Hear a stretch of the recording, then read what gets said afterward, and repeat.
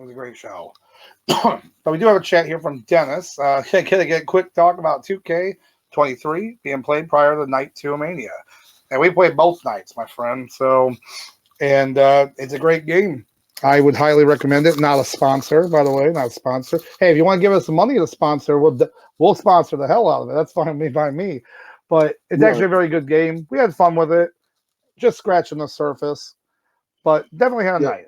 Had a little bit of fun with that. So yeah, night one was pretty fun. Did a few matches. Night two, however, was not so fun for me. Nah. So real quick to let you guys know. Yeah, so we did the Elimination Chamber. I downloaded some wrestlers, and I had Brody King, and I started off the match with it was me and Mr. Mustafa Ali. I thought this was gonna be, cakewalk. I was like, we're gonna go here, get a little warm up before the big meaty boys come out. That definitely didn't happen because I don't know if the difficulty was set on if it was set on John Cena mode or something, but I couldn't land a hit. No. Barely get an Irish whip off. Yeah, and Mustafa Ali proceeded to beat the crap out of me for like the next 10 minutes.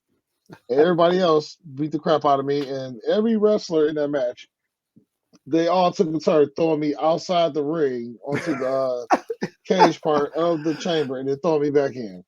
I was basically just a rag doll for 10 minutes. Yeah, it was very. I know it must have been retribution, Mustafa Ali. Man, I'm just saying. I don't know because it's the only thing I can think of. Or maybe he knew McMahon was already back, so he was venting his frustrations out on me. Oh gosh, maybe, maybe. But yeah, that was a fun time. It was a fun time. But and one quick one before we start with our WrestleMania one. Then there's a piss break Athena matches. Yeah, we definitely went over that.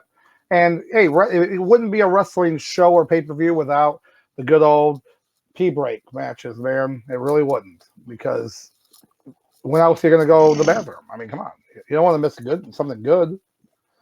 So we agree with that for sure. And then we do have this right here from Dennis. We want Brutus. We want Brutus. I know. I love Brutus, but I think he's asleep right now. So if he wakes up maybe in a little bit, I might bring him back on. But I'll let you know, Dennis. Thank you.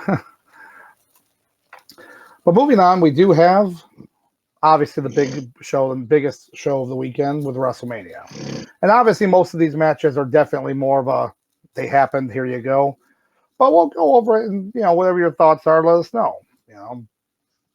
But the opening match we'll definitely go over, since it was the opening match of WrestleMania. Is you got to go with A-Town down. Austin Theory versus John Cena for the United States Championship. And I don't know what was funnier. The fact that, Austin Theory comes out, opening match, looking good as in his heel. And then John Cena, who usually has some kind of unique entrance. They talked about how he, has done the most Make-A-Wish wishes in history by a long shot, which he has, and that's great. He's done that. And they talked about how they had the Make-A-Wish children there with him. So they had 13 kids maybe? And it kind of came up to a point that we were like, is John Cena the biggest killer of all time? Because you hate to say that, but it's like the Make-A-Wish kids, and you're like, oh boy, oh no. It's not like a whole row of kids. So he kind of felt bad to thought about it. But it was a really nice sentiment to do that for him. And then you have the match. Match is just a traditional kind of match. There's nothing really to it. There was the rumors that John Cena might win. To me, that was never in the cards. That was never going to be in the cards for that to happen. But they did have it where he had to win with a screwy finish. He had to actually do a low blow to Cena and then finish him with his signature move, and then wins the match. Lays him out in the middle of the ring. So, again, it was nice to see, Cena back. And he did more in this match than he did when he fought Roman Reigns. I was noticing that. Yeah. when he fought Roman, he definitely did nothing. He didn't do barely anything in that match. So seeing this one, I was like, okay, at least you were doing something. So yeah, I as for any type of rating though for it, I mean, there wasn't much else to it. So unfortunately, I'm going to be a little more strict on these match scores probably, but I'm only going to give it 2.5, 2.5 headlock and a Ric Flair chop. Okay. Yeah.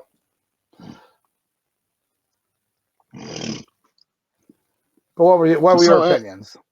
So as for me, the first match of the night, I was hoping I'd get about maybe 5-6 more minutes with these two. I mean, they definitely had something going. Like they definitely could have made this go longer and get the crowd like really more hyped into it. But they made the right decision. Austin Theory should have definitely got the win. Not only get the win, but get the dirty win. Like I definitely didn't, definitely didn't want to see him, win clean over Cena. To me, it wouldn't have made no sense, especially for a smug, heel like him. I definitely wanted a dirty win, and I, definitely got that. So I feel like the decision was fine. The only problem was that match wasn't long enough. So with that being said,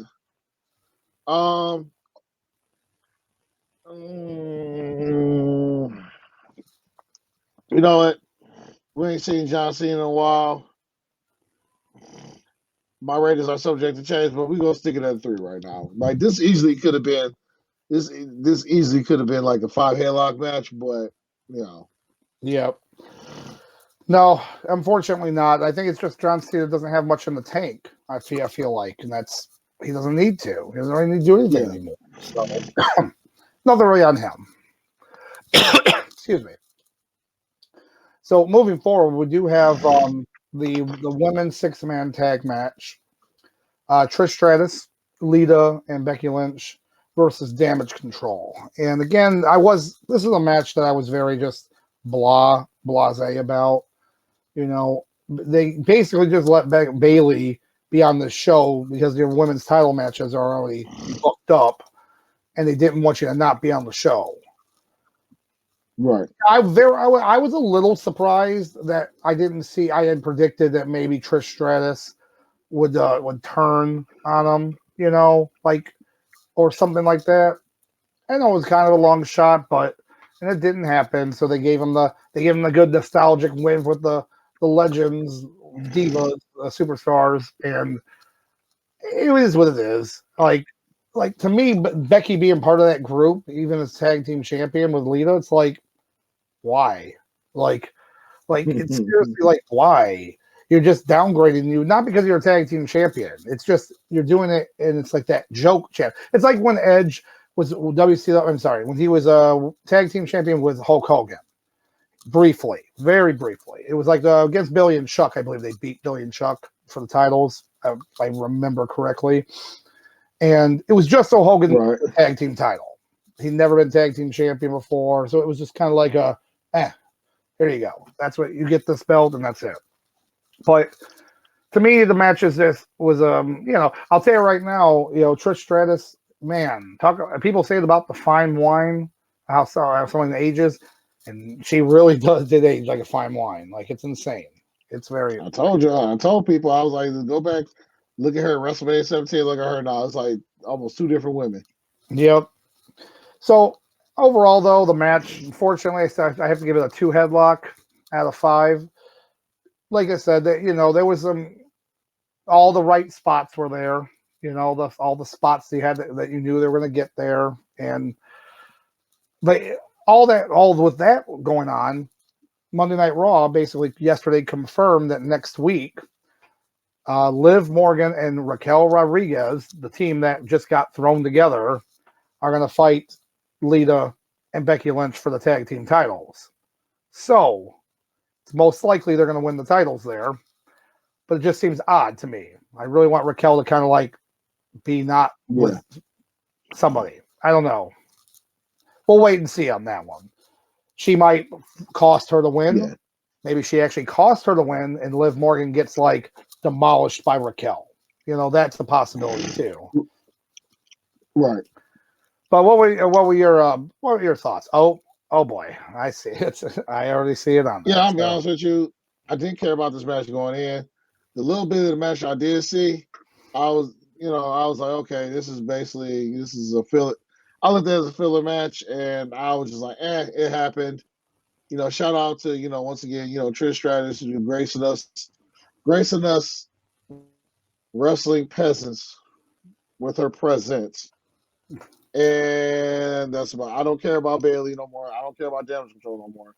So basically, 1 out of 6 women in this match, I'll take it back. I still got love for Becky, but basically two out of 6 women that I only care about in this match. The other 4 is just, yeah, that's pretty much how I felt.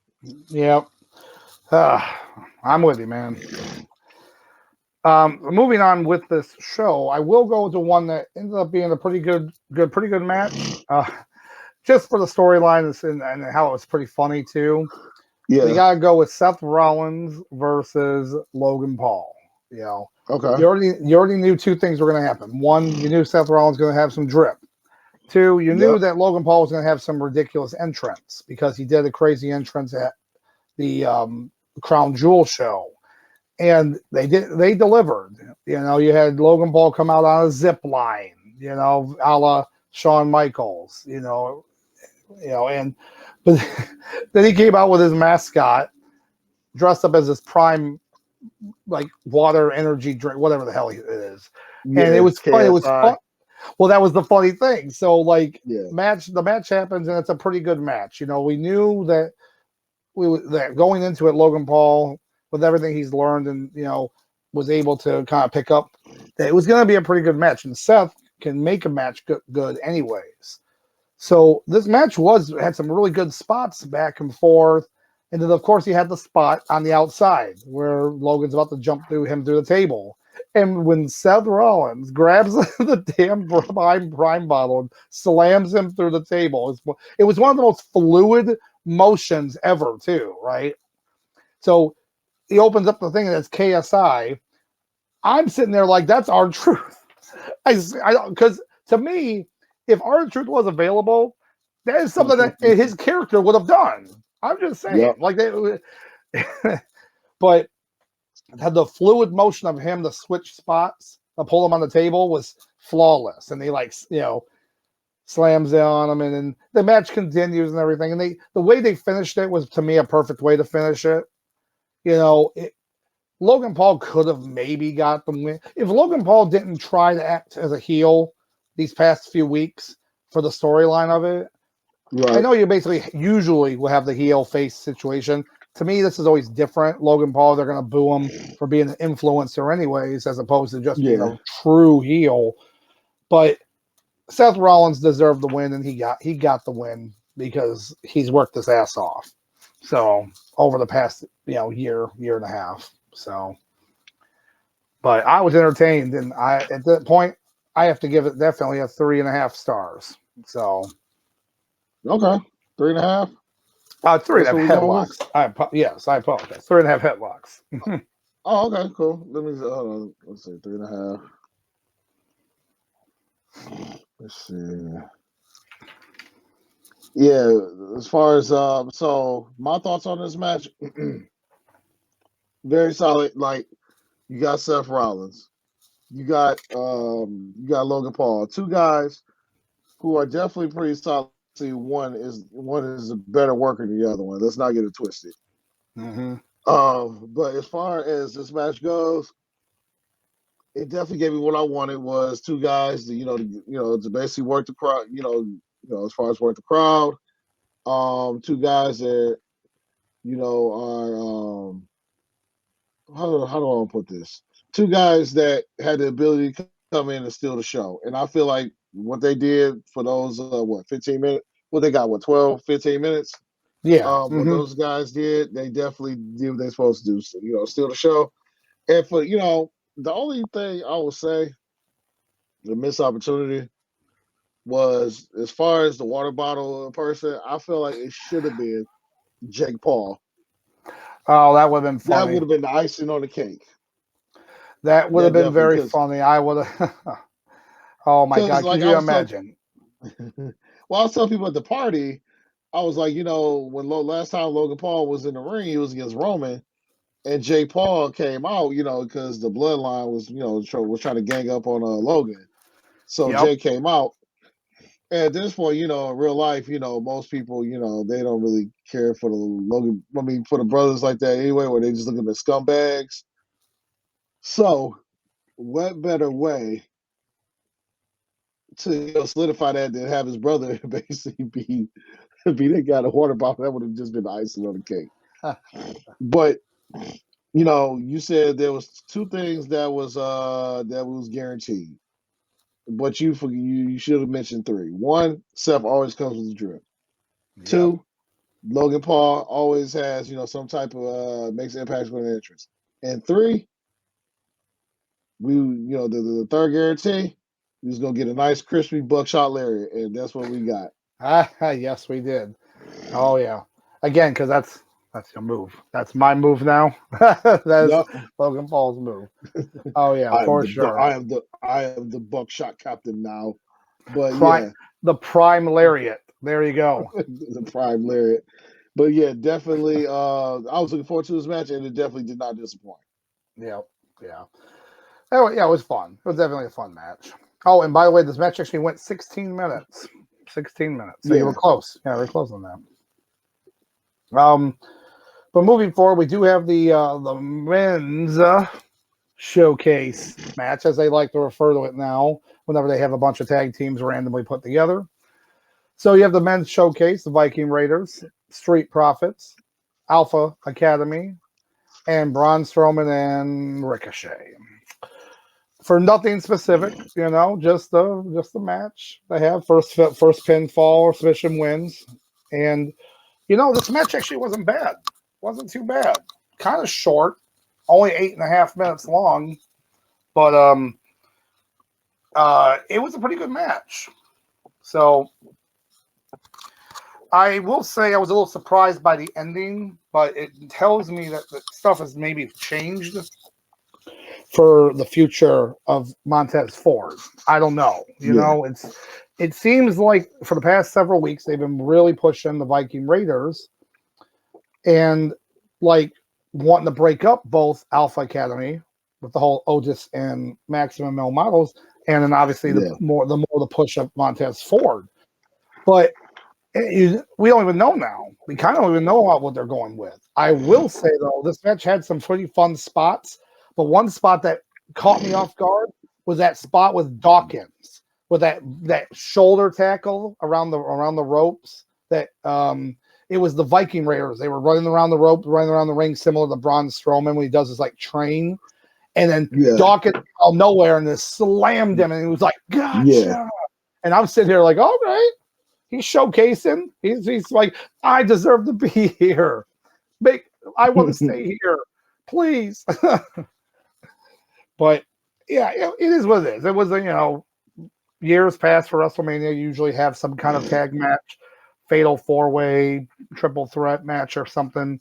And this, everyone got their moves in. There wasn't anything else explored. That move right there was pretty cool. Not gonna lie. But the rest of the match was pretty, to me, straightforward. So to me, it's only about 2.5 star. So Okay. no, you know what? It's a 2 star. I'd say 2 star just because it was too straightforward. So I'd give that 2 headlocks out of 5. All right. I'm Yeah. picking up. I'm picking up what you're selling, and I pretty much feel the same way. Like I didn't watch much of this match either because I'll be honest with you, I really didn't care about this match at all. So the parts that I did see, it was entertaining. It was just a whole bunch of spot fest. But other than that, I mean, this match really didn't really go towards something. It was just give these guys something to do on Mania, whatnot. Now, granted, if Mania was still one night, this match definitely wouldn't even happen. No, not at all. No. I mean, And then, there's no way. No way. yeah, and I think there's sometimes lies a problem in having a 2 night, a 2 night showcase like this. Because then you just start getting mad. They just start throwing matches together that don't either make sense or B, nobody's going to care about. But I guess now Exactly. that Yeah. I guess now that you're a $9 billion company, everybody and their little brother can get a payday now on WrestleMania. Oh, They better. As long as they get on the show, they get some money. So right. they'll be happy Right. about that. But yeah, that's all I pretty much got. I mean, yeah, and that's exactly how I feel. But moving on, we do have the top 3 matches of the show. Well, I say top 3, but like the last 3 of night 1. We do have Rey Mysterio versus his no good for nothing son, Dominic Mysterio. And, talk about, hey, you can't say that they didn't build this up. They did a very good job building this storyline up. Right. All the way sent back from Clash at the Castle. And they really delivered, like all the storyline stuff, all the outside social media stuff with Rhea Ripley, attacking him, going after him, doing it was perfect, because now with a more social media age, it works better to do that. So it really worked, and they really sold the whole him entering, in chains. They had the little vignette with him in chains, getting out of jail. Like, come on, it was great though. I'm like, what? He had his mask on. He had Ray's mask on too while going in. Oh my gosh. I would say, as far as this year goes, I mean, it's 2 people that definitely owned 2023. Mommy Ripley and Dominic Mysterio. Regardless of how you feel about, Dominic as far as in the ring, has he been in NXT paying his dues? No. Has he been, as far as what I want to say, has he been, working a lot of house shows paying dues? No. But one thing he is, he showed that he's entertaining. Especially as a cowardly heel, he's finding his groove, and that's all. That's all you need. Like, granted, is he going to be going on for some United States or Intercontinental gold sometime in the future? Probably not. But he's found his own lane, and hey, listen, I'm not mad at it. Oh yeah, because you got everything in the match, and we need it. We got the family drama there. We got the outside interference that was stopped. By Bad Bunny himself. Yep. Let's go. One of Sauce's favorite right there. We have Bad Bunny, and he blessed us with the song Booker T. So there's that. Yep, there you go. And it just worked. The whole thing worked. And then remember, and also Rey Mysterio came out with in the Lowrider with Eddie Guerrero's theme music, which I thought was cool. It was really cool to see that. Though I will say, which was very funny and confusing, is that Rey Mysterio also had a companion. He had a dancing Cinnamon Toast Crunch come down to the ring with him as well. And it was very funny because I'm like, all right. And I was at the store the other day, and I did see Cinnamon Toast Crunch, and it had like a wrestling ring. It didn't say anything about WrestleMania on it. Just had a wrestling ring. And I'm like, okay, that's interesting, but weird. But now I see why. So they really were a sponsor. And apparently, NXT wrestler Sol Ruca, who's done some great work down in NXT, that was the dancing. Yeah. That was the dancing Cinnamon Toast Crunch. So it's like, I wonder if she got a payday. I feel like she should because she's on show, but that's just me. But yeah, it was a good match, very entertaining. The storyline alone really wraps everything up in it. So I'm giving this match 4. I'm going to give this match a 4-star, 4 headlock. All right, I respect because that. With everything combined with the story of it, and to me, it worked. All the way up until the Hall of Fame. Hall of Fame, they get up and walk out of the Hall of Fame before he starts speaking. Just to continue the storyline. It's just ridiculous, but in a good way. Yeah, I'm not mad at that, Randy. I thought it was pretty solid match. Like, obviously, was it Hogan versus Andre the Giant? No. Was it Hogan versus Rock? No. Was it Kurt Angle versus Shawn Michaels? No. But what it came down to was it entertaining? And you damn right it was. And then the best part was, once again, this is why WWE works so well as far as the casual audience. is I have a couple coworkers who one follows wrestling like still very heavily. One doesn't. But the one that doesn't, he doesn't follow like he used to. But he he was aware about the Rey Mysterio Dominic match. And he's a dad, and he said he got hyped. He jumped up and down when Ray pulled out that belt and started tearing Dominic's behind him. He's like, "That's right, that's right. That's right. You teach your son some manners, teach him respect. That's right." Oh, the crowd popped too. And, they were so hot for that. They were so hot. Yeah. Right. Oh, And so it's moments like those where this is why people love WrestleMania. Like, just those moments like that, for the old fans to come back and, watch it, whatever. And, as far as with his son, showing his son, like, see, that's why you respect your elders. See, that's why. So, but yeah, overall, the match itself, it was entertaining. That's all I needed out of it. Like, was I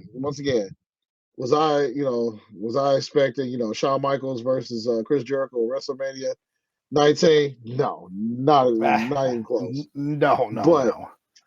But that's why they're called. This is one of these matches. These matches is why they're known as World Wrestling Entertainment. Yep. For matches like this. So, but yeah, that's all I got. For sure, man. But moving on, we do have the first of both women's title matches at WrestleMania. Night one, you had Mommy Ripley, who dominated the Royal Rumble, staying in the Royal Rumble for an hour and like 1 minute and change or whatnot, versus champion Charlotte Flair. Right. So basically, with Rhea Ripley having such a career year, basically keeping Judgment Day afloat, excuse me, keeping them afloat. And you knew going into this match just the hype behind Rhea Ripley. So, but you got to remember the back of your head, Charlotte rarely ever lost that on pay-per-view. Didn't matter if it was WrestleMania. She rarely ever lost that pay-per-view. So, had that in the back of the mind. That being said, this match did deliver for sure. They gave them 23 and a half minutes to wrestle. So they definitely utilized that in this match. There were some moves like, you remember, Charlotte likes her own repertoire. She loves that top rope, corkscrew spin, jump flip or whatever. Yeah. She likes to do her moonsaults. But then there were some moves where, Rhea would do like a flip, or like a suplex, and then she would flip all the way around. I'm like, oh gosh, I think she'd hit her head, neck, or whatnot. Right. Some stiff kicks from both. The pump handle slam finisher, that Rhea uses. So there were some hard hitting moves in this match, and just right at that end, when you see Mommy Ripley get that off the top rope, you're like, it's done. She's. So I will say the one thing that was very odd to me about this match, it wasn't the match, it was the after match, is Charlotte, for some reason, acted like way out of character. Now, I get wanting to congratulate someone that deserves a championship and your fellow superstar. But she was acting like a caricature of something. She was like, oh my God, what's up? I was like, what the heck is that about? Like, why are you acting and smiling like you got the smiling chemical from the Batman movie? Like, that's it was weird. Very odd. I mean, if that's how you act that way, you're not a good actor. You're not a good actress. I'm sorry. But that wasn't doing anything with the wrestling. So the actual match itself was very entertaining. And it was really nice seeing that Mommy Ripley is now the only wrestler to win NXT UK belt, NXT United States belt, Raw and SmackDown women's titles. The only wrestler to do it is Mommy Rhea Ripley. And she deserves it. She does. Oh yeah. So while I'm gathering my thoughts, what we doing here? Oh, okay. I'd say it's definitely a 4.5. So I'm saying a 4 headlocks, and then of course a Ric Flair chop. All right, Woo! let's go. So, where's the? Hold on. I just saw it. Okay. So for my rating, look. So these women, they tore down a house. They tore the house down at COVID Mania, They and really then did. they did it Yep. again, and then they did it again over the weekend. These two women, for the, this only since the, I guess you want to call it the women's era, or the women's reemergence in WWE. There's only been a handful of matches where you can show somebody, especially women or a little girl, and tell them, like, if you want to make them a fan of professional wrestling, you have watched that match, and that match did not disappoint. And I know, these are women. These are women who go in here and they perform, but damn it, this match was man meat Yeah. worthy, baby. Man, look, Yeah. the man meats right there, just all. So, like I said, you got Charlotte Flair, who at this point, I know people, they love Ric Flair, or now he's a legend. But listen, this is she's this is a much better version of Ric Flair. Hell, this is Ric Flair like 12.0. Okay, like I always say, if you put Ric Flair, I was talking about this the other day. I said if you put Ric Flair and Charlotte Flair in a match, both in their prime, Charlotte Flair would dust Ric, and I'll Yep. stand on that. And these women did not disappoint. And as far as Rhea, she definitely deserves it. She worked her butt off for this. You know, and I'm wondering. Hopefully. Okay, real quick. I'm going off topic, but Braun Breaker just came out, and Carmelo Hayes, I guess he was doing his little victory, speech, whatever. Braun came out, and now he's beating up both Carmelo and his buddy. Oh, he just speared him. So Breaking news from NXT. Breaking news. yeah, so I don't know if he's pulling like a little small heel move, or because the TV's on mute, or he's just as or now the whole everybody's booing him. So maybe he's doing a heel run or not. I don't know. Maybe it's a double turn. We'll see. We'll see. I guess a few weeks. But anyway, the Vector was really most important. Was more important. I said these two ladies came in. They took care of business. As a fan, I'm happy. I'm good. From like I said, from start to finish. Listen, them women tore the house down. So man meets going on. Man meets for those ladies. Man meets. There you go. Yep, and I think Big O approves of that. The Big O, man meat worthy. Yeah, yeah. Yeah. So moving on, I'm just gonna mention this briefly because I hate when these things happen at WrestleMania, but I'm gonna mention this very briefly. Okay. So they had the quick match with The Miz coming out, and then Snoop Dogg called out someone, and Pat McAfee came back. Everyone liked seeing them. They're like, God, we haven't seen him since Royal Rumble. And they had a quick match. I quote that very quickly. And, Pat McAfee beat Miz. That's it. There was nothing to it. It was just, beating up The Miz. The Miz was the host of WrestleMania. At that point, Snoop Dogg was out with them, too. It's like, Miz, why were you even there? To literally get a paycheck? I think so, But there was nothing else really to it. It was just always nice seeing Pat McAfee, so. Right.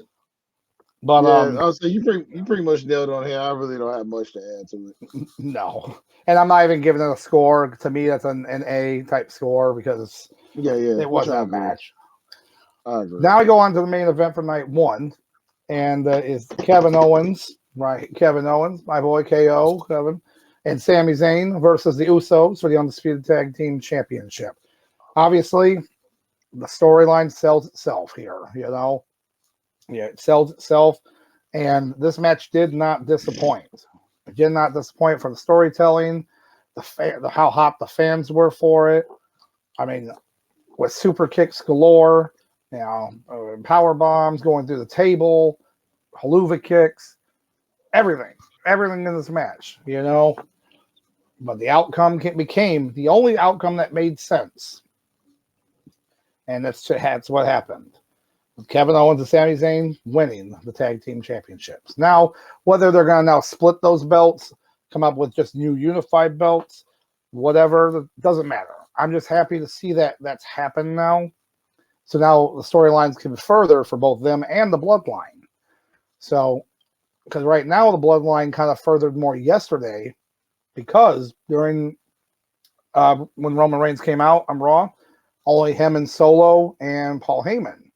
Yep. They did a little vignette backstage with the Usos. Heyman said, "Oh no, don't worry, you guys can get on the plane, and get ready to go home." And then it's inferred Reigns said to send them away. I don't need you guys. Don't want you guys. So there's the dissension that they're already setting in with them, right? That the Usos aren't needed anymore, which will then be the cracks that break up the most likely, in my opinion, the final reason why he loses the belt. If the Usos are now gone, he'll only have Solo there with him. But that's for another day that we will talk about all that with the Bloodline. So, but what were your thoughts on this match, though, man? Listen, Doc.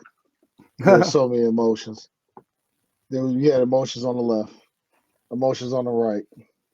There was so much going on. We laughed, we cried, we thought back to our childhoods when this match was going on. We thought about our futures when this match was going on. And I'm gonna tell you right now, this match was it. Like from start to finish. We had since we started this podcast, as far as this storylines were going on, and I was here for it. And I felt like it was, and most importantly, I feel like it was the right call to close night one. Now, granted, I know they probably wanted, have it so that the men close night one night and women close another night. I get it, but we're talking like this is like Chris Jericho and Kevin Owens, like length of storyline when they was doing their thing. Yep. And as far as that goes, I would say with this match, did not disappoint. I loved every minute of it. At one point, there was a point where you just thought that maybe, just maybe, the Usos still walk out of here champion. There was plenty moments like that. There were. There really were. Out of all the moments, the best moment was when he did he bust out two of the haluva kicks, and that third one, then he had Jay laying on him. It was like that symbolic moment, like, this is it. I love you, but I say your time has ended. It was almost kind of like WrestleMania 24 with Shawn Michaels and Ric Flair, where it basically was like it was time to like put old Yeller to rest, and that's kind of what Sammy was doing with them. It was like we had a good run. I love you, brother, but it's time. It's time for both of us to move on, and it was just like that perfect moment, and that's why Sami Zayn, and that's why Sami Zayn. It was only fitting that he would be the one to get the pin on Jay. And also, hold on, this light is like killing me. And as far as with because people were talking about how they wanted. They felt like the women should have closed that night, but then they I think it was Simon from One Culture. He said, if you looking back at the night one, who had the loudest pop when they came out? Sami Zayn. The last person to walk down that ramp to wrestle night one. The last person, biggest pop of the night. It was the right move. It's funny. Big O's got a good analogy here. Basically, WrestleMania Night 1 was fine dining, and WrestleMania Night 2 was your favorite takeout. I can see that and I'll tell you why I like that. is because sometimes my favorite takeout might be bad that night, or it might not be as good. But then other times it's pretty good. Most times it's pretty good. So I'm with you on that. That's a good way to put it. And that's what we're going to go into right now with night 2. Oh, well, before we do that, we definitely have to have our ratings. And my rating for this match, give me those man meats. That's we got a 6-star match right here. Let's go. Storyline telling. Oh crap! Where am I? The match itself, I'm chemistry with clicking too much around here. There we go. There we go. So get that man his man meats. Get that man his meats. Let's go. Patent pending. Yeah. But it deserves it. It really did. Like I said. Okay, ladies and gentlemen. Yeah. Doc be back with. Oh, there we go. All right, there we go. Listen here, ladies and gentlemen. We got 2 matches on my end. We got 2 matches that have man meat worthy. And that might not happen for a while, for a long time, ladies and gentlemen. So just remember, this is history. We making history today, because this probably won't be here tomorrow. I mean, this probably won't be happening for the rest of 2024. 2023. I'm getting too far ahead of myself. Go ahead, Doc. No, I would have to say that. I have to agree with you, but we still have a lot of year to go, and we're going for gusto on this. So, but that's night 1. Night 1, very good night. Now we move into night 2. Now, obviously, some people have said it's not as good as night 1. Guess what? There's some still good matches on this show. I'll tell you that for sure. And excuse me. Unfortunately, the first match is not one of those. But we do have Brock Lesnar versus Omos, which obviously was a Vince McMahon type situation. And this match happened. Now, ironically, they actually were building this match up throughout the weeks. Yeah. It was actually getting built up some. I was like, all right, that's fine. But the match was only set here to showcase Omos' strength, and then just the fact that Lesnar is going to F5 him, the giant, the Nigerian giant. We all had bets about how long this match was going to be. My brother actually had it at 4:54, and then Big O had it at 5 minutes. Like, it was crazy. Like, it was nuts how close these guys were on this. And because it's at one point someone put down 8 minutes. I said, "Whoa, that's a little long, a little long." Oh, whoa. Thought that I wasn't. As a matter of fact, hold on, I think I copied those times. Yeah, look, 4:52 from CBM. Like, talk about crazy, right? That's crazy. Wow. Still didn't make the match any better, unfortunately. But yeah, to me, the match is just a. So what are we doing here? It's got to be Cheeks.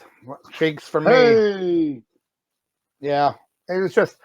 Again, there was nothing else to it except for the fact we were waiting for an F5 for on Omos, and that was about it. This match was straight booty cheeks as well. Just did nothing for me at all. Normally Lesnar matches. So the problem with Brock Lesnar is kind of the same problem with like Randy Orton and Sasha Banks. It's like these guys, when they're into something, they make it work. They make it magical. When they're not into it, they definitely let it show. Yeah. And this is one of those matches where, like I said, I'm not blaming Omos because he's basically, Great Khali 2.0 or whatnot. But yeah, Lesnar, he was just like, yeah, let's go ahead and get this over with so I'll go home. And I kind of don't blame Brock. Yeah, pretty much. But that's about right. That's how I would score it, though. And we do move on to another match that, unfortunately, is going to be just as low on this score. That being said, with that being said, what we got next? Not much better, Sauce. Not much better. We have the showcase match of the women's tag team showcase match. Oh, and we got Sauce. He'll be back. Sauce will be back.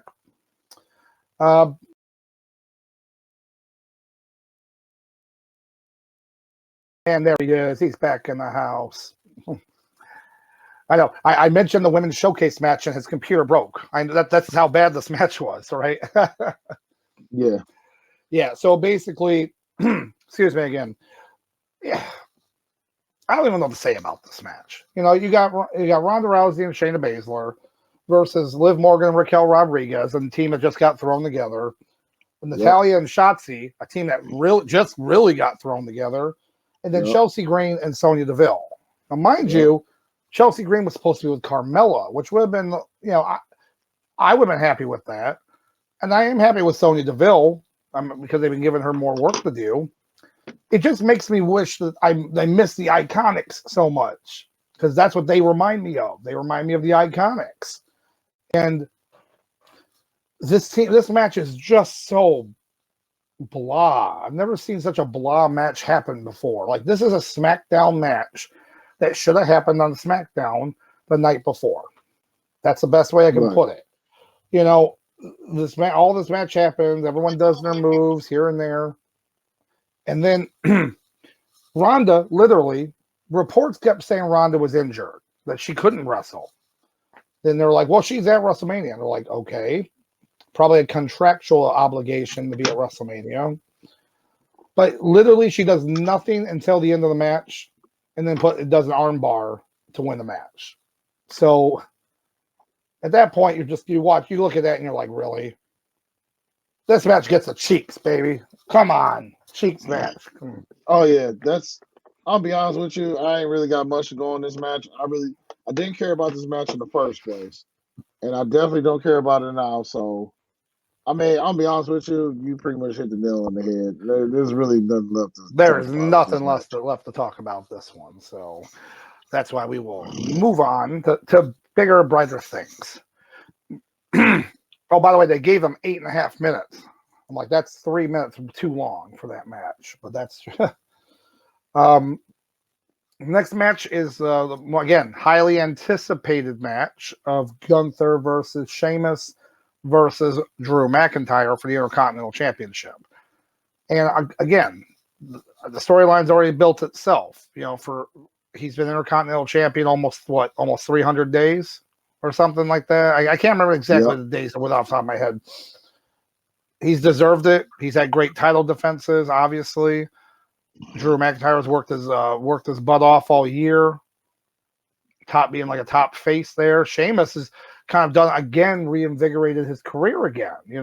He's a veteran that's been there for so long, and he's kind of reinvigorated again with his career with the Brawling Brutes and such. But this match again, if you were looking for hard hitting, big sweaty meats, this match was the match for you. And at one point, Gunther was taking chops and hits from both Drew and Sheamus, man. And then they were dueling them out. I mean, it was I wish JR was there for one match, just so he could say this is a good old slobber knocker, honestly. It really was. And I will say, even the ending was pretty sweet. The ending when Gunther comes in and power bombs. I can't remember what was it, Sheamus on Drew. No, Drew on Sheamus and then Sheamus on Drew, or so, whatever it was. I can't remember, but it was like, and then it's like it was a cool finish. But Gunther was like missing for parts of that match. Like he would, they would beat him up, and then it would be Sheamus and McIntyre fighting, and it was okay. It was they had some good, but then Gunther was maybe gone. I think a little too long for some of the match. Which was a little more interaction at that point. But it was still a phenomenal match. I was into it like the whole time, and I just want more. I want more now. Now I want like a rubber match. I want it in like some kind of, whether it's against one or both, make it a ladder match, make it anything. I don't know. I would love to see it. So just bring me more. But as for a rating, I would say for sure I'd have to give this a 4.5. 4.5. And again, my reasoning is mainly for, like I said, if Gunther wasn't more of the match, they went 16 minutes and 40 seconds, but Gunther was missing for a big chunk of that. He was missing for probably 6 minutes of that match, and I get triple threat matches. You can't all fight at the same time. Well, for the whole time, but I would have. That was my only concern. I thought everything else went great, and I'm glad that you didn't have the outside interference too. Right? You didn't. They stayed away. Everyone was away, and you had just a good, hard fought everyone beat each other to death match. But that's what I would go for.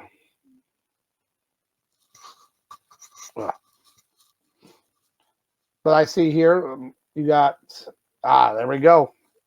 So Sauce, bam. Yep. Sauce with the 5, 5, 5, 5. Yeah, for the most time. part, yeah, this match did not disappoint. I mean, was it on the same level as what happened in Clash of the Castle? No, like you said, because you got to deal with 3 people, so it's a lot going on. It's just so much happening at one time. We got like 3 people doing their thing. So, with say they actually gave us, I want to say they gave us about a good like 15 minutes as far as with this match, or it might have been 18, but not the 1640. I actually got the times pulled up here. 1640. Okay. So you're basically right there, man. So Yeah, okay. So with that, I don't want to put this. So as far as this match, you got 3 men who are definitely, at the top of their game right now. Yeah, it sucks that Drew McIntyre didn't, come out with the belt. But apparently they said that I guess he hasn't renewed his contract yet, so I guess they didn't want to put no gold on him at the time. And Sheamus is he's still 1 belt away from, as far as from getting them all. Whatever. Oh, I'm sorry. Excuse me. He's 1 belt away from being a crown champion. But hopefully, I'm hoping that sometime this year he can finally get the Intercontinental belt, and he can be the Grand Slam guy that he deserves to be. So that's what I'm hoping happens. But as far as this match from start to end, even though we really did get a lot of Gunther in this match. nope. No, so as far as with Gunther, the parts that he did show up, he definitely made his presence known. But for the most part, it was pretty much a Drew versus Sheamus match that featured Gunther. So, granted, whoever won this match, I wouldn't have been mad at it. Like, granted, if Drew would have won, shout out to him. If Sheamus would have won, shout out to him. Gunther retains, hey, I'm not mad at it. So, overall, sweaty man meats was being slapped, and I did not disappoint. So, yeah, definitely. I feel like if it was one-on-one, like if it had been like Drew versus Gunther or whatnot, this definitely could have been man meets worthy. But we'll go with the 5 headlock. So I gotcha. So moving on with the match, we do have the other women's championship for the Raw Women's title. We had Asuka versus the champ Bianca Belair. And I guess I'm biased about this match only because I'm a big fan of Asuka. I was pretty disappointed to see Asuka not walk away with the win, but the match itself was pretty good. You had 2 different kinds of wrestling styles against each other, and they worked really well together. I thought, sometimes it's hard to mishmash the wrestling style, and I thought they did a very good job. The match was very entertaining. Went 16 minutes, so they gave them the time for it, and there was some good moves in there. There were some good moves, and there were some good spots that you didn't expect. Like, you knew most likely Asuka was using the mist at one point, but like when she ducked the mist and she kind of gave it a look like what did he die? I didn't hit you with, or whatever. And so it was kind of cool seeing that. Yeah. But going with that, and then the finish, it was kind of like, okay, you have to make sure you're super powered. Because remember, WrestleMania, you get powers, you get the rest of the finisher powers. Oh yeah. And we've talked about Bianca before. She clearly has been her Super Cena run as champion. My only concern now is this: who's going to beat her? Sauce. Well, that's a question for you. In your opinion, who's beating her?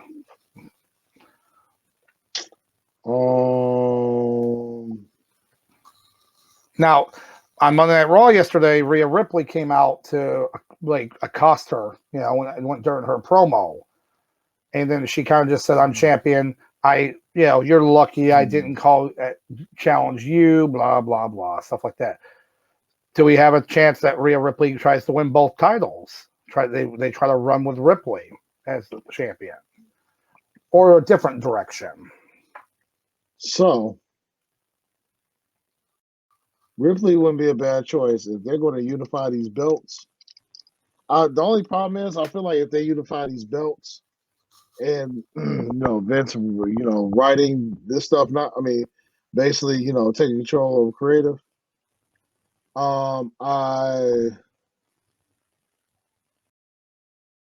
It's definitely Bianca is going to be the one that's going to win both. She's going to basically become the unified champion or not, because I don't know. Maybe they have this thing now where they might be trying to like unify all the belts and basically just go back to having one champion instead of just champion for two brands.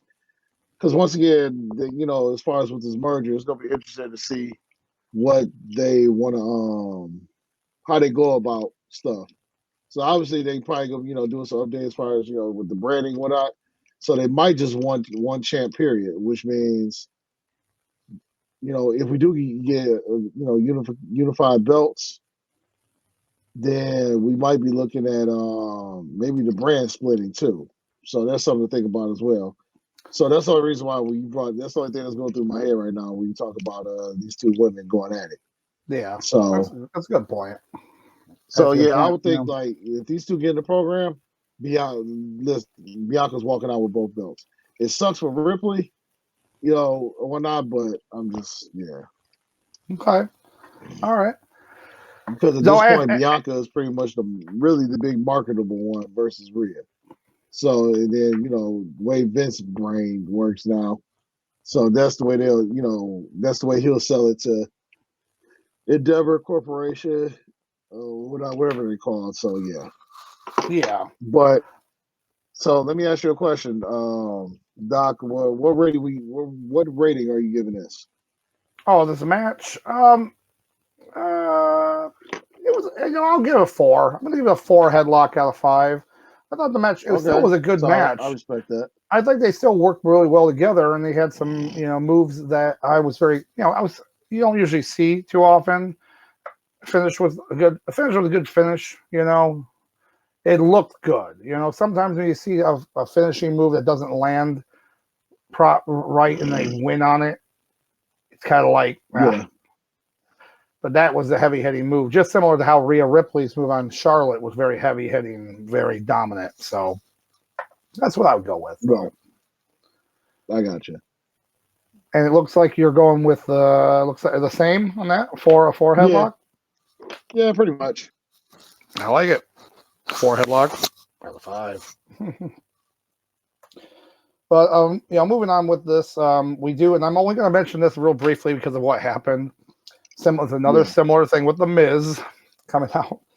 So the Miz came out complaining again, Snoop Dogg about, hey, I got beat up or whatever. Snoop Dogg then calls out, and Shane McMahon comes out, right? Doing this little shuffle, getting down the ring. Says, I'm going to fight you, Miz. Does a little move, then the ropes, goes on the ground. Then he does this little leapfrog, hits the ground, immediately collapses. Miz just keeps going on the ropes, immediately talks to Shane, realizes that something's wrong. Snoop Dogg takes over the match, just knocks out Miz, and then does people's elbow, the doggy elbow, or whatever, on Miz and wins the match. And come to find out, Shane O'Mac, tore his quad. Like father, like son. Literally like father, like son. And Shane's wife is so pissed at him right now, like right after that match. But yeah, so I just have to mention that real quick. But oh my gosh, it is. So moving with that, we do have the Hell in the Cell match with Edge and the Demon Finn Balor, which a lot of people were excited about. And I kind of briefly mentioned earlier, again, this is where dirt sheets. I don't believe anything. And I kept telling people every single time, oh, did you hear this? It's going to be awesome. I had at least 4 or 5 of my friends literally say, it's going to be great. They've already confirmed it. That, Gangrel, he's going to be there. And then they confirmed it. Tony Khan's allowing Christian to be there. Cool. Hey, Sauce, did either one of those happen? No. No, it didn't happen. So, I get it. Gangrel made sense. He's not doing much. He's not really doing anything. But I just said until it happens, I don't believe it. And unfortunately, that hypes you up. It gets you excited. Now, did Edge have a pretty sweet entrance? I thought so. He had a sweet mask on, it was like a cowl made of like glass or reflective pieces, big wings, came out the Slayer. I didn't like though this Titantron said Brood Edge. I'm like, okay, so he's Edge, the Brood Edge. It was weird. Like we get it. We get the But so he had that sick entrance, and then Finn Balor had with the Demon. I'm a little conflicted on his though. So Demon, he comes out. He does not do the opening with the heartbeat thing. He doesn't do the, where he's do the arm thing. And look, I get it. You're the heel. You can still do that. People are still going to do the arm thing. Like, no, he did it once. Like the first time he did it the first time. He did it once. Yeah. Okay. So he did do it the first time. He did the first time, but I don't remember him doing it like on the like when he does the spot on the turnbuckle. I don't remember him doing it there. He had his smoke guys because he had that sweet metal spiked mohawk thing, and then he had the smoke batons, and he was just like, I got smoke. I got my purple smoke because I have to be purple. It's got to be purple because I'm Judgment Day, and Judgment Day is purple. So I have to be red and purple. And trust me, there's a point to that. There's a point to that. Oh God. Yeah. How much you want to bet that Vince had his hand in that match? Oh, well, if anything, the chairs and the kendo sticks. Because what happened was this. Triple H and them said, look, we're not using that red Hell in the Cell. We're going to go back to the regular Hell in the Cell. Yeah. That said, okay, but the red versus black. We got to have red and black in there. So literally we got red chairs and purple chairs kendo sticks. And a red and purple kendo sticks. Yeah. But then there'll be regular chairs. And then there was a purple table. And then there was a regular table. Like it was the weirdest thing ever, like to have these in this match. Like, could I not use the purple table if you weren't Finn Balor? Could I not use the red table? Like it was. Now with the match itself, though, there were some pretty sweet spots. Like they did the tie-up spot in the corner with the kendo sticks. I love that spot. Where they can kind of lock them in and they can start beating on them. Some good chair shots here. Some good wrestling. The problem was everything got derailed pretty quickly. So this match, just like Sauce, it went 18 minutes, right? This match probably was supposed to go what? Maybe 25 minutes, I'd say. I'd say it should have won at least that. Yeah. But obviously, there was a mishap. And the mishap, at the time, people didn't know was as bad as it was. But there's a spot where Edge throws the ladder at Finn Balor. And Balor takes the shot good, like with hands up. But how it turned and part of the top of it catches the top of his head. Literally right on his scalp, the top of his head. Now, Balor, of course, has got his headpiece. He's got his whole face painted. He's on the ground. And then they have the doors open to get the doctors inside to check him out, right? Edge is doing his best to kind of like get weapons to start beating on him. You then start seeing the blood dripping on the mat. You could see it. And again, you can't really tell on him because of all his makeup and everything.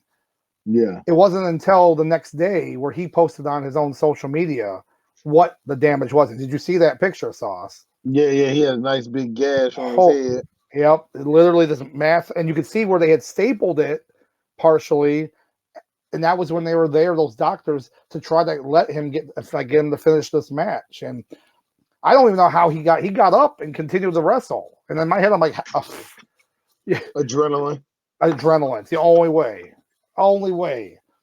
So match continues. At that point, you knew it was kind of going downhill.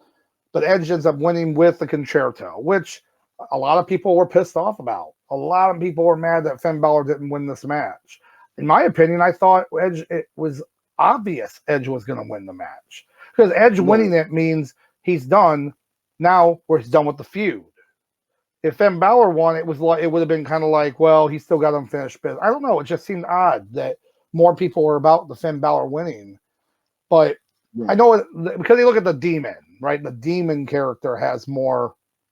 He's like the high. Like, look, Finn Balor is like rated like 89 or 87 on the game. The Demon's like 94 or something. Like that's how they treat it. But all in all, I was entertained. I just felt bad for him that he got hurt like that in the match. But the way he continued on to it, I was entertained. So if I had to give it a score, 4 headlocks out of 5. Okay. Yeah. Okay, let's see.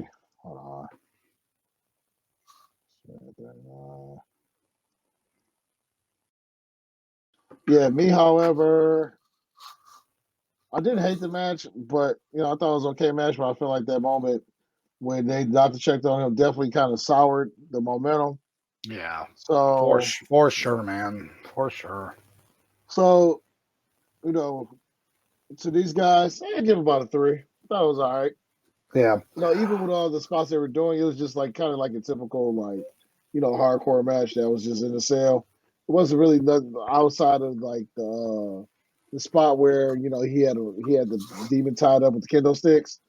Outside of that, I mean, it wasn't really too much spectacular going on. So, but yeah, that's just pretty much how I feel about it. Well, yeah, and that makes sense. I mean, you got to remember too, like the Hell in a Cell is smaller as well. Like they don't have that much room around the outside. Not like the old Hell in a Cell where you had a lot of room on the outside of the ring to like do some running spots or other or hit spot. I don't know. I feel like we no longer have a Hell in a Cell pay-per-view, and then that's a good thing. Well, for now at least, until we'll see what Pop Events does or pulls off. I just think that the idea of the Hell in a Cell, unless you have a really, really good built-in storyline, like they would too, or a tag team. Like, could you imagine Hell in a Cell, but it was Usos versus Sami Zayn and Kevin Owens? That would have been wild. Man, that would have been wild. That to me makes more sense. Like that should have been how that was booked. Yeah. Oh man, now I'm all wishing that happened because you could have seen some great spots there, and oh man, wishful thinking. We'll see. But yeah. Now, obviously, all those matches happened, and now we're done with the show. Have a good night, fella. Nah, I'm just kidding. I'm done. We're out. Obviously, we have to acknowledge the one person there, but that's Roman Reigns versus Cody Rhodes, but Roman Reigns retaining the undisputed WWE Universal Heavyweight Championship of the Galaxy. Yep. So, there was a lot of emotion going into this match, and they delivered. They definitely delivered on all the above. I feel like everyone got their moves in here and there. There was at one point, though, that I was very surprised. Like when Cody got the crossroads at one point, and then I think he got a second crossroads. I think. Yeah, he does.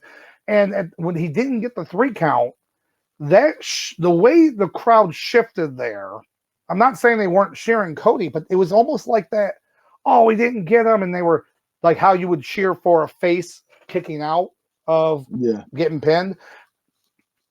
Because they boo him, but they still love him. Guess that's the best. See, that's where Roman's at now. He gets booed. He says, "Acknowledge me." They cheer. Same people. So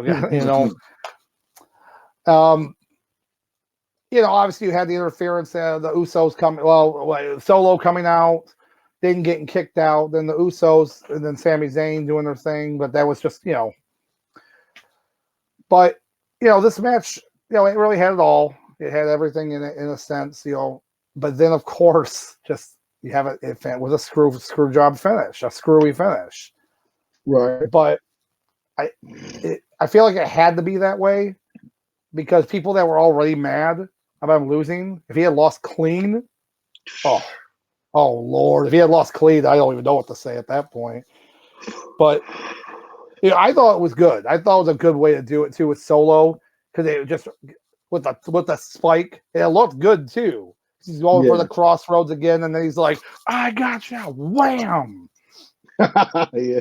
With the Samoan spike, just right into the spear. What made it great was that camera angle. It was such a great. It was it was a great angle on that, and obviously the end happens. 1, 2, 3, and still, like, what's that hashtag? And still champion. And of course, everyone on every form of social media was just losing their minds. There's video of people fighting and screaming in the stands, like beating up the chairs and stuff. And like, grown men, grown-ass men, right? Oh my gosh! Again, though, the fact that he loses, that makes it so now you have more to fight for to go back after him. I mean, most likely, well, okay. Before the events of Raw yesterday, I thought that at Backlash we were going to get like a 6-man tag match: Cody, Sammy, and Kevin versus Roman and the Usos. Well, now that's not looking like the case now because of the whole Brock Lesnar thing. Brock Lesnar shows up on Monday Night Raw, says he's going to be with Cody in the tag match, and turns on Cody. Absolutely demolishes Cody in the main event on Raw yesterday. So now, is he staying? Are we setting up Cody versus Brock for no reason? I mean, just because it never happened before? Is that why? I don't know. But maybe. I mean, I don't know. Yeah, that's exactly what I'm saying. Right? So we're just getting everything is right now wait and see because of how creative it's now going to be. We're all waiting every day now to figure out what's going on. So we're in shaky waters here, fellas, as wrestling fans. But you know what? We still are fans, so we're still going to be here. We're still going to be reporting on that and giving our opinions and reactions, and we love hearing yours as well. So we're not going anywhere. As Triple H said yesterday, we're not going anywhere. Yeah, he's about to go to catering. But so as far as the rating, what are you giving this? Oh, the match. I'll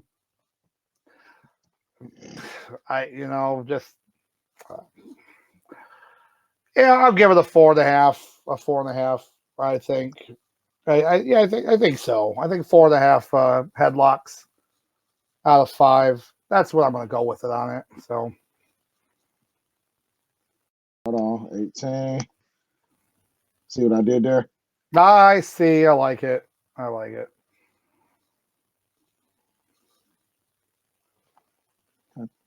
me do the half. Okay. No, it's like the half. It's like the figure. There we go. Oh, there you go. So with that being said, I know a lot of people were pissed about the finish. I wasn't mad at it because I told people, I was like, listen. Oh damn. I told people, I said, listen. Don't be surprised if this man wins. And sure enough, this man came through and delivered. Let's see, copy, paste. There you go. And bear with the internet. Bear with me, the folks out there. So,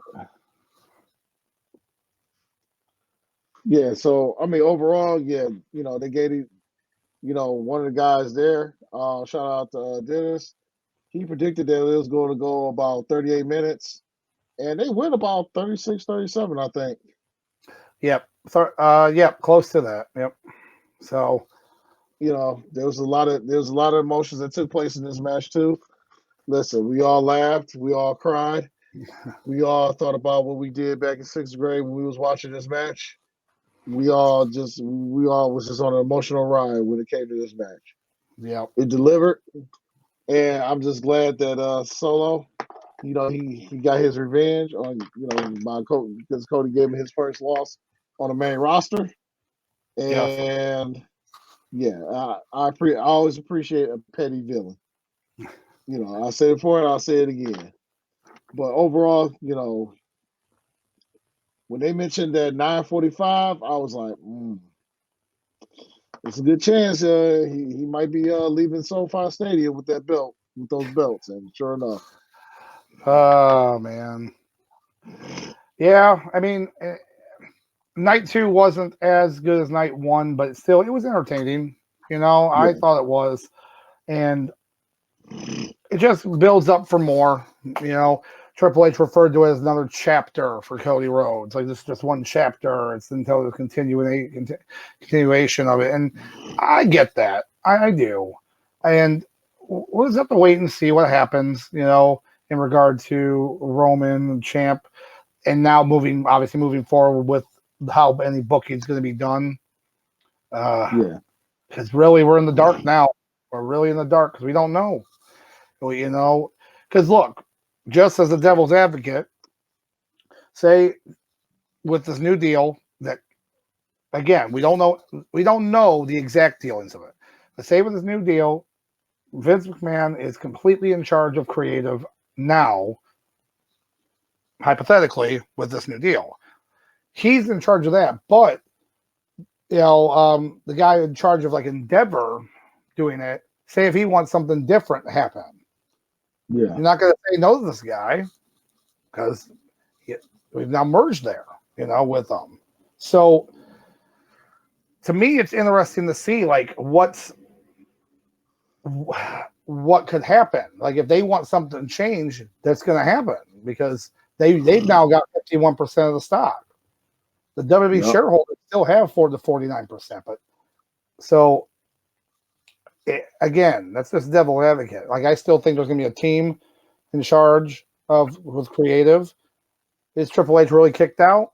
I don't think so. Personally, I don't think he is.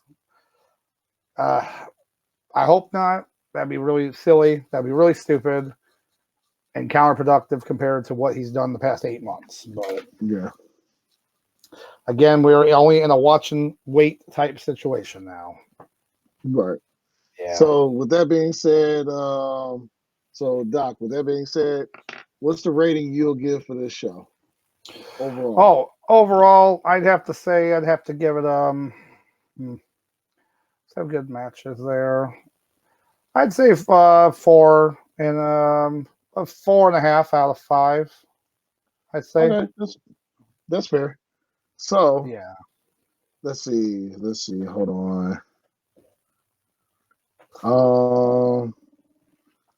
So what I want to do at the moment, if you bear with me. Yeah, no problem. So I'm gonna just go over quick. What I want to do is go over a quick just recap of the ratings that we gave it. So with that being said, let's see. We'll start with Supercard. Just a quick rundown. Let's see. Hold on. Bear with me, everyone, for 2 seconds. Oh, hold on. Looking for. Just bear with me, folks.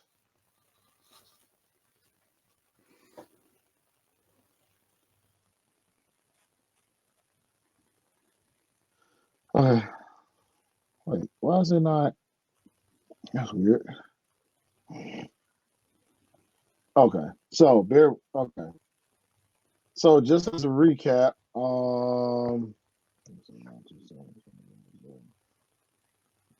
so ladies and gentlemen, so our overall reviews as far as for this pay-per-view. So for ROH Supercard, let's see Dr. Love, let's see 4 headlocks.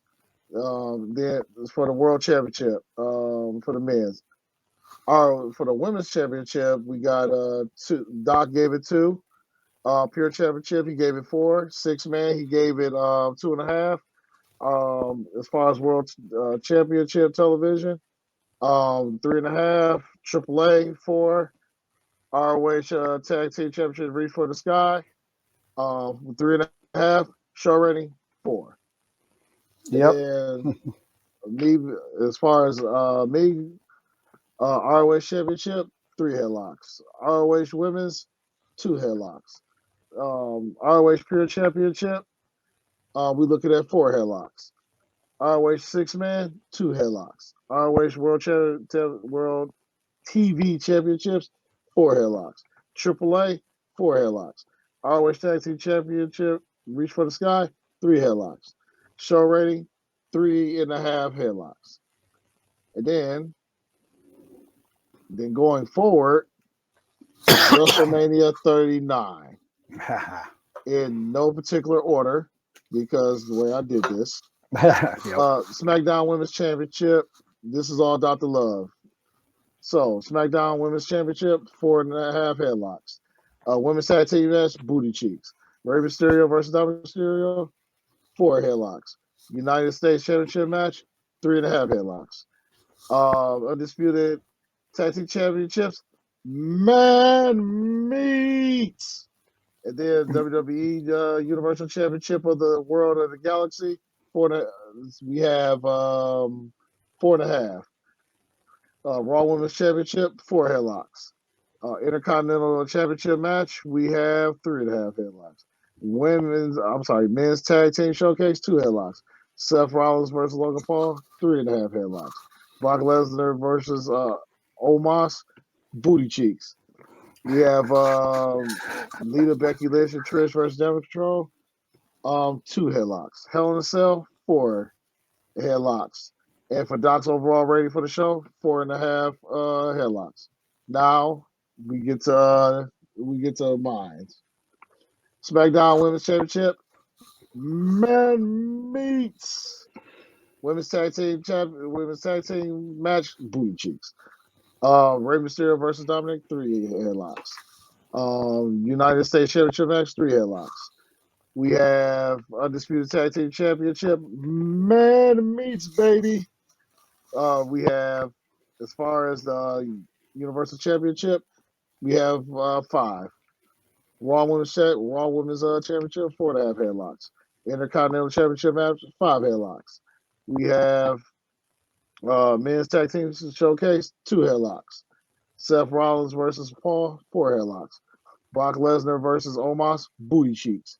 Lita, Becky, and Trish versus Damage Control, booty cheeks. We have Hell in a Cell, 3 headlocks. Show rating for yours truly, 4 headlocks. Whew. Talk about wild wrestling weekend, baby. And that's a good thing. WrestleMania weekend always make sure to bring out as much wrestling as possible for anybody else. And there was a lot of other good, nice indie stuff going on at the same time. So shout out to all that as well. With all that being said, though, for all of this past week, who would you put as your heat of the week, Sauce? There's a lot to choose from. So, the heat of the week, that's easy. Heat of the week goes to Rhea Ripley. Let's go. Mommy Ripley.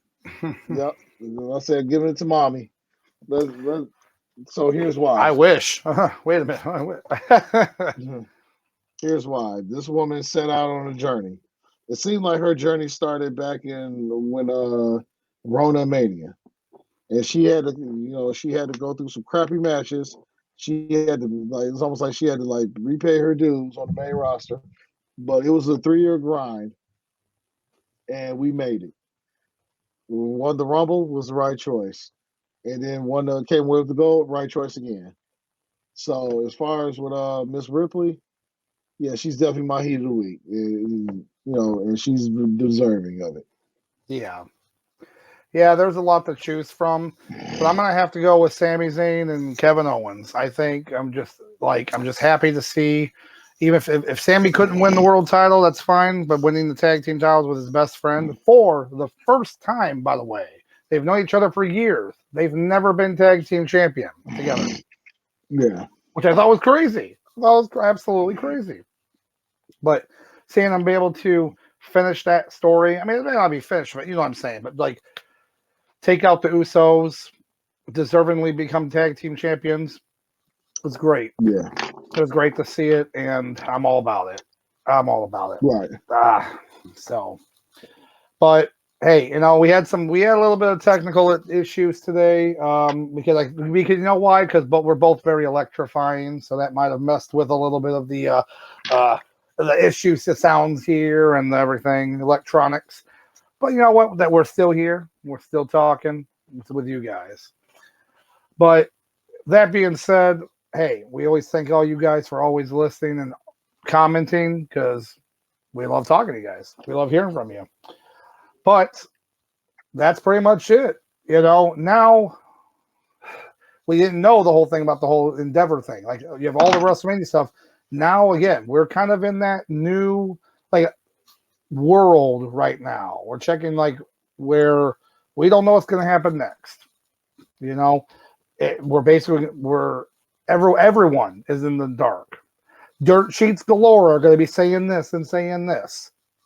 Honestly, unless you see it on the news or you see McMahon or you see Endeavor, they're talking specifically about something, I wouldn't believe dirt sheets unless they're backed up by multiple sources, you know? And if you ever see an article that starts off with a wrestling veteran had this or this to say, stay away. Stay away because it's probably Vince Russo. But with that being said, unless Sauce, you got anything else? I think we had a good show tonight. So yeah. Yeah. So on that note, ladies and gentlemen, I hope you enjoyed a good weekend of wrestling. I know we did. And listen, we all about to go down this dark path as known as Endeavor. So, you know, every week we'll be going along this ride with y'all. But on that note, let's say at the end of the day, y'all stay happy, y'all stay safe, and more importantly, be good. Be good.